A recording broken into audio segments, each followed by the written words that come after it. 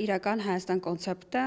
ենթադրում է մեղրին չփոխանակել, չզիջել Հայաստանի Հանրապետության սուվերեն տարածք, այլ ընդհակառակը ներդնել ամբողջ ներուժը ռազմական, դիվանագիտական պաշտպանելու Հայաստանի Հանրապետության սուվերեն տարածքը, եւ ես կարծում եմ, որ մեր քաղաքացիները շատ լավ ընկալել են իրական Հայաստան կոնցեպտը,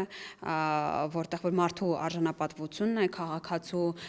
կյանքի որակի բարելավումն է եւ Հայաստանի Հանրապետության բոլոր մարզերի հավասարաչափ զարգացման կոնցեպտը կա, եւ այս առումով ես կարծում եմ, որ լավ կլինի պարոն Քոչարյանը իրապես ծանոթանա, թե ինչ նկատի ունենք մենք իրական Հայաստան ասելով եւ ինչ ենք պատրաստ անել դրա համար։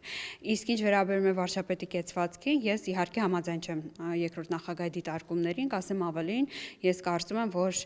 քաղաքական ուժեղության նշան է